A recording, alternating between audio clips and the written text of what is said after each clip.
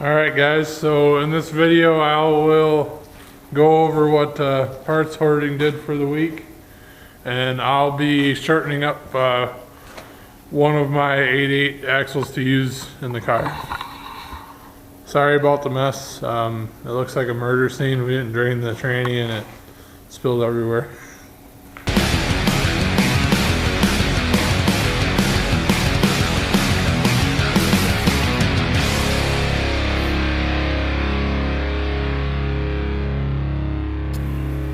Alright, so I've been collecting pretty hard this week. I've got a second 8/8 right there out of an Explorer. All I really need is the passenger side axle. The axle's upside down right now, but passenger side would be this. This is the short side. But this one has brakes and stuff on it, and I got it for cheaper than the other one I have that has less parts on. It's behind my kerosene heater over there.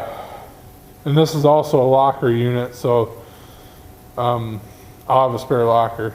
The axles really aren't much use, but Turbo 400 I got for cheap. 75 bucks on that. A used axle, short side axle, was around 50 bucks. So 75 I get more brake parts. And that used locker unit, it's supposed to have low mileage on it. This is a truck, Turbo 400 two-wheel drive. You can tell it's a truck because it's got fixed shaft.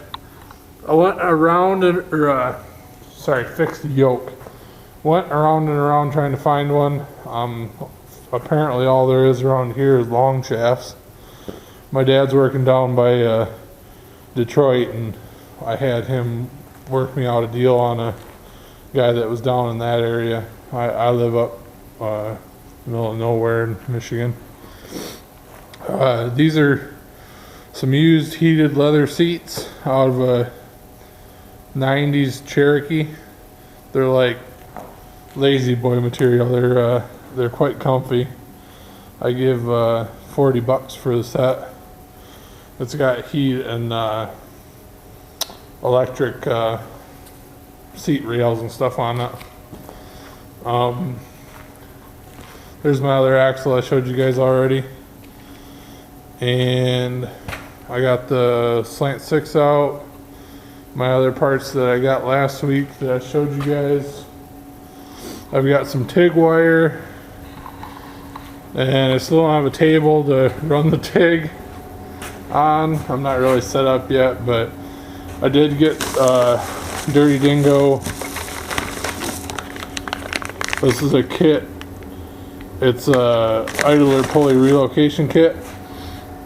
When you don't have power steering, you the run for the belt goes around the alternator and then down to your crank pulley.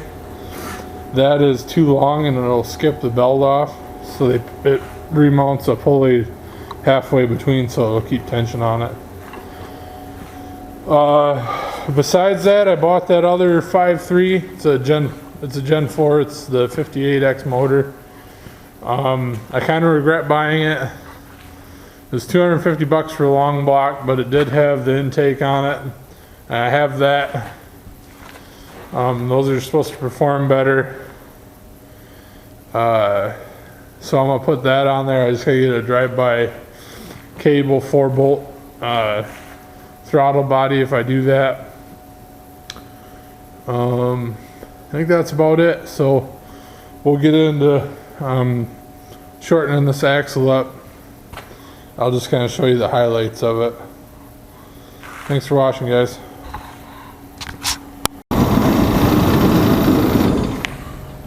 Alright, so good and bad news. I've got my axles.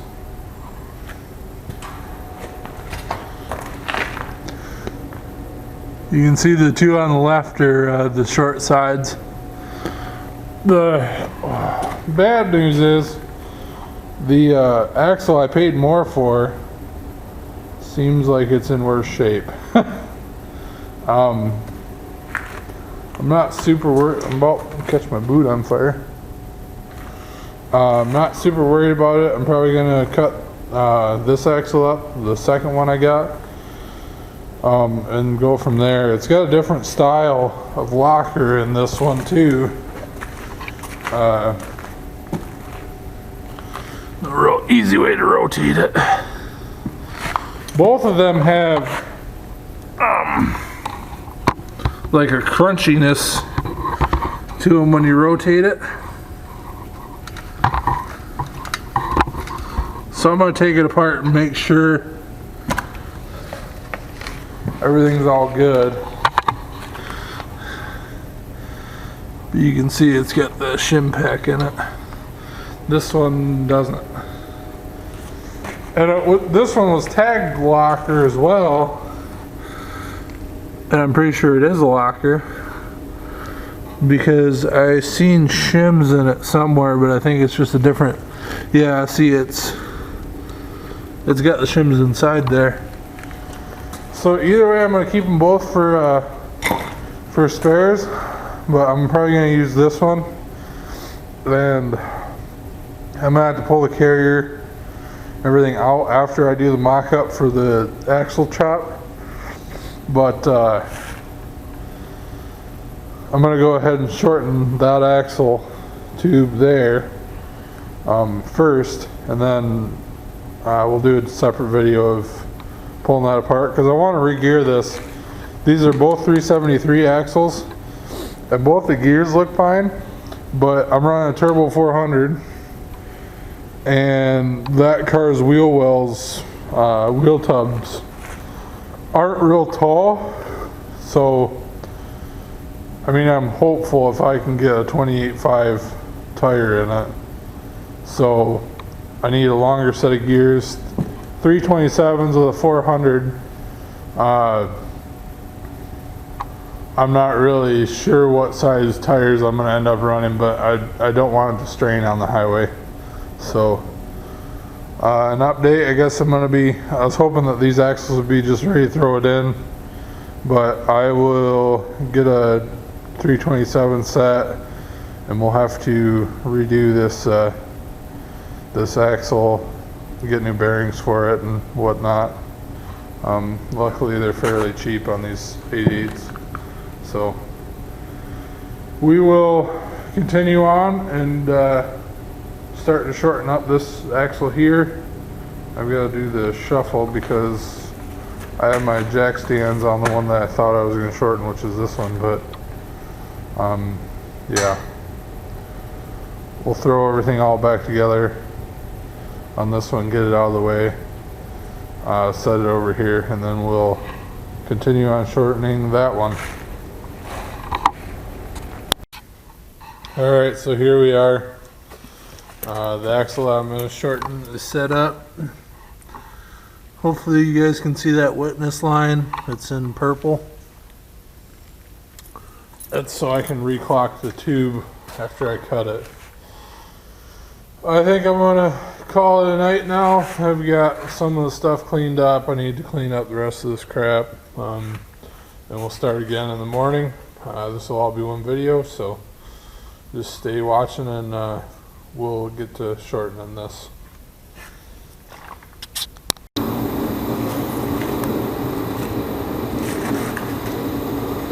Alright, so tip for you would-be warriors that are going to do this. Most guys are going to want to just throw tape or a line around it. What I found works best, I've never done one of these 8.8s, but what I found works best is you get a set of cheap hose clamps. This is a 3.5-inch tube. Get like a 3 3/4-inch hose clamp, 2 of them, and then measure in from your axle flange. What they call for on this is 2 7/8. If you use like tape or something, then it's gonna start peeling once you start cutting it. I don't have a bandsaw or anything to cut it, so I'm going to use a death wheel on an angle grinder. If you use these hose clamps and just run up against the edge of this hose clamp, it's, you know, you're going to waste these hose clamps, but your line's not going to move. If you got it on tight, it's always going to be there, so you know where you're going to be at while you're cutting it if you're going to use that. So you're going to have $4 into it, and it's going to be a throwaway afterwards, but you're going to make sure it's going to be, your line's going to be there while you're cutting no matter what you do. With tape it's going to fade, or even with the marker, your mark's going to go away. If you do cut this this axle or this spring pad off, it'll be a lot easier, but you gotta, I had to clearance this here so that I can get it close enough to where I can cut 2 7/8 off. If you do have this off, another way I've done it, if you just have a bare tube, you can take like a pipe cutter that they make for like PVC. It'll ruin it, but I had one that I can't seem to find. If you have a bare flange, then you can run that pipe cutter around and it'll scribe you a line. It's just another option. I'm going to go ahead and do this with these, and we'll be back shortly.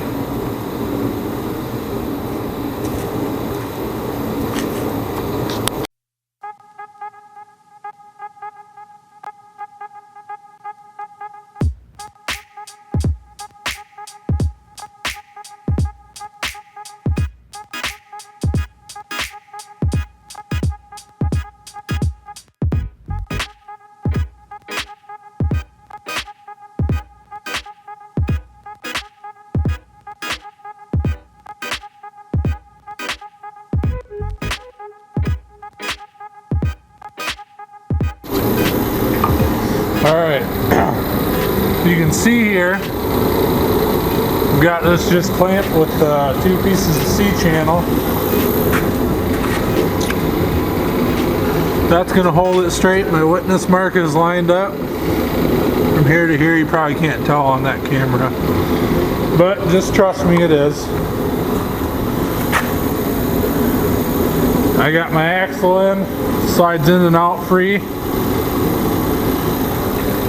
I've got enough in travel. Boy, let me grab a light.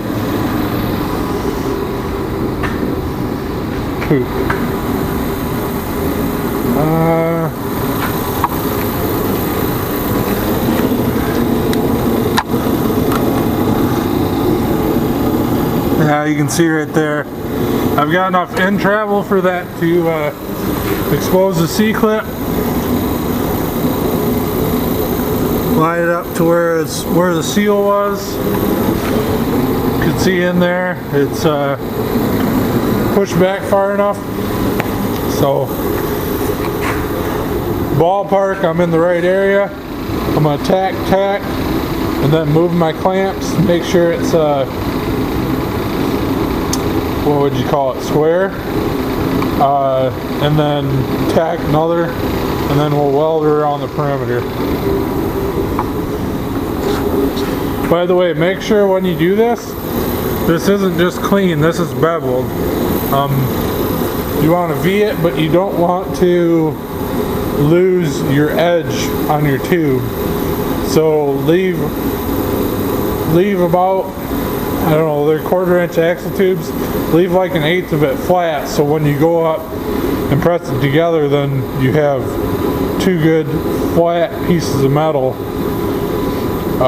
so you don't burn through. So we'll go ahead and tack it, rotate.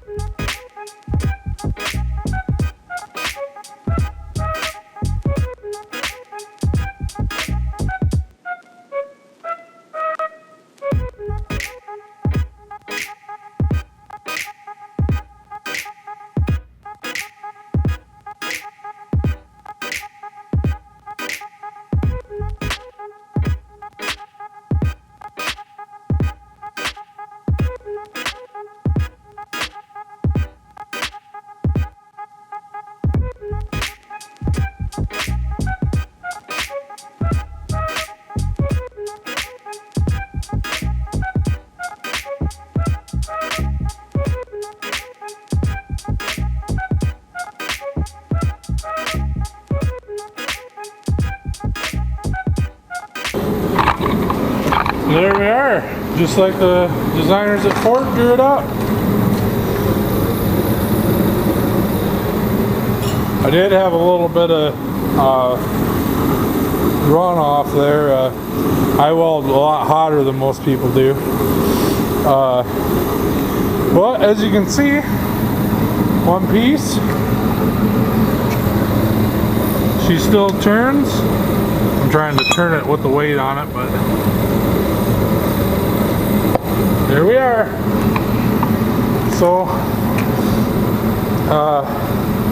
like I said, guys, I do a fair bit of welding, but if I can do it, you can too.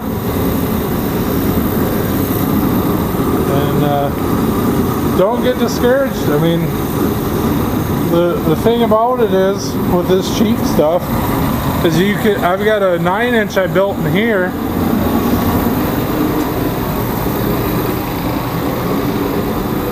And you can see what that's doing. You know, I like really nice things too, and I'm still gonna build the Regal how I wanted.